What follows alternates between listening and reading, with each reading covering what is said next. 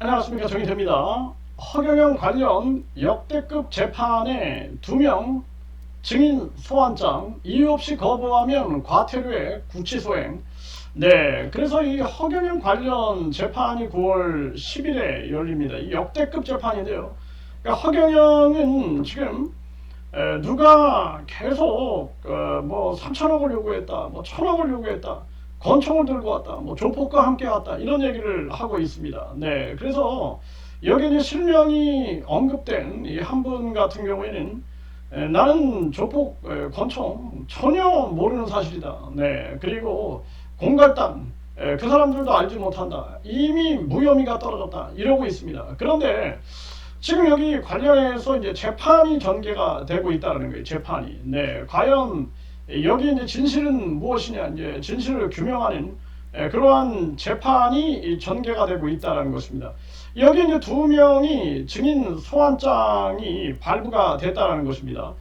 이유 없이 거부하면 과태료의 구치소행이 이루어질 수 있다는 것입니다. 네, 그래서 지금 이런 부분들 많은 국민들이 모르고 있는데 이거 기본적으로 좀 알아야 할 그러한 부분들이 있다, 저는 그렇게 생각을 하고요. 앞으로 이 허경영 재판에 많은 사람들이 증인으로 채택이 될 수가 있을 겁니다. 그래서 지금 증인이 출석하지 아니하는 경우 형사소송법 151조를 보면은, 네, 법원이 이제 소환장을 송달받은 증인이 정당한 사유 없이 출석하지 아니할 때는 결정으로 당해서 불출석으로 인한 소송 비용을 증인이 부담하도록 명하고, 굉장히 이 완전히 불출석으로 인한 소송 비용, 네, 소송 비용을 증인이 부담하도록 명한다라는 거예요. 네, 그래서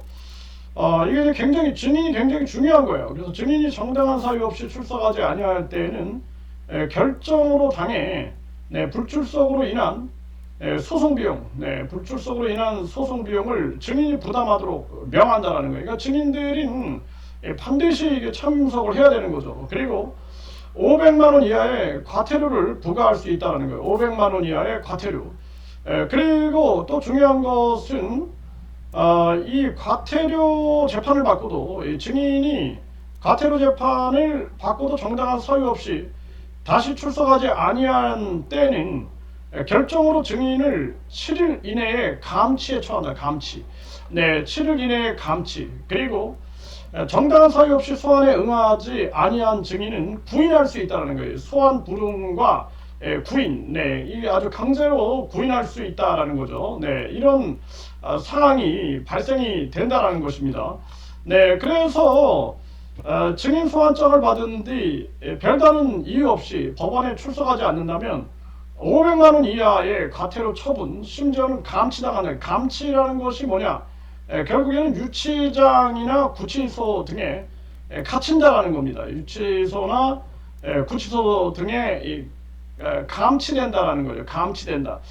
보통 문제가 아닌 겁니다. 그리고 소환 불응할 경우에는 구인할 수 있다는 거죠. 구인, 네, 구인할 수 있다. 네, 이렇게 나오고 있는 것입니다. 그러니까 증인들은 철저하게 이 재판을 전개하는데 중요한 역할을 담당해야 되기 때문에 이렇게 지금 규정을 두고 있는 거죠.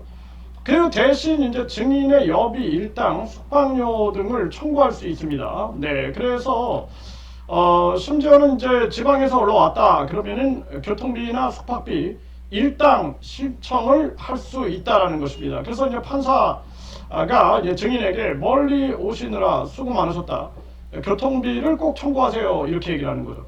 뭐 저도 이제 경찰서에 이제 참고인으로 이렇게 갈 때가 있는데, 그때 보면은 한 3만 원 정도 주더라고요. 3만 원. 교통비 3만 원을 주더라고요. 네, 그래서 뭐 하루 그냥 일정을 다 빼야 되는데, 네, 뭐 차비 형태로 한 3만 원을 주더라고요. 그래서 이거 굉장히, 이거 사실 쉽지 않은 일이죠. 네, 이런 경우가 있다. 그래서 사실 이제 증인 같은 경우에는 법률에 다른 규정이 없으면 누구든지 증인으로 신문할 수 있는 거죠. 네, 그래서 민사소송법이나 형사소송법 둘 다 누구든지 증인으로 신문할 수 있다라는 규정을 두고 있다라는 것입니다. 그래서 지금 이 허경영 이 관련 사건의 증인이 두 명이 이제 이 채택이 된 거죠. 두 명이 채택이 됐는데 이 A 씨,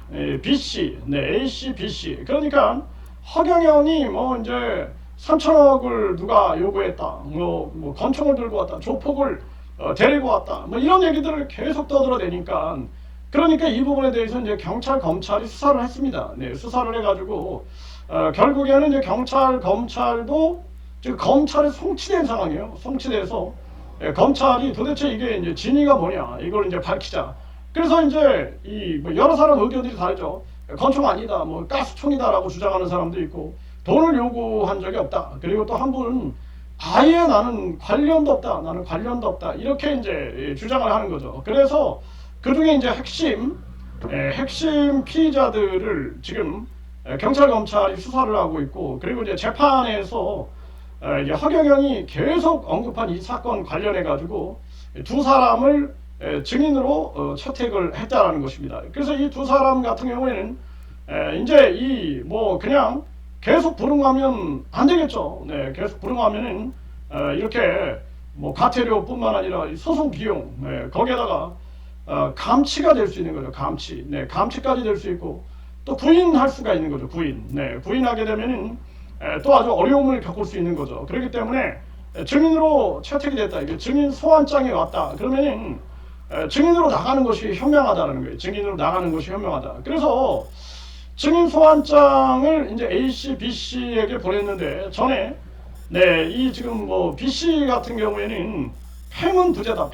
문이 닫혀 있었고 없다. 이렇게 해가지고 다시 송달을 했다는 거예요. 다시 이제 증인 소환장을 송달을 했다. 이 다시 소환장을 이제 송달을 했기 때문에 그러면은 이제 절대적으로 나와야 되는 거죠. 9월 11일에 이제 재판이 열린다라는 것인데, 결국에는 이제 허경영에 대한 이 허경영 관련 사건에 대해서 이제 많은 부분들의 진실들이 드러나지 않겠는가. 지금 이제 허경영 같은 경우에는 구속 영장이 발부돼서 지금 구속 송치가 된 상황이에요. 이제 재판이 지금 열리고 있는 정황인데 이 허경영이 계속해서 뭐 누가 3천억을 요구했다 뭐 이런 거를 계속 올리고 있습니다. 그래서 한 분 같은 경우에는 실명을 자꾸 언급하니까 너무 괴롭다. 온 가족이 지금 고통에 빠져 있다 하면서 허경영을 고소한 거죠. 나는 관련도 없다. 나는 3천억을 요구한 적도 없고 나는 뭐 조폭도 모르고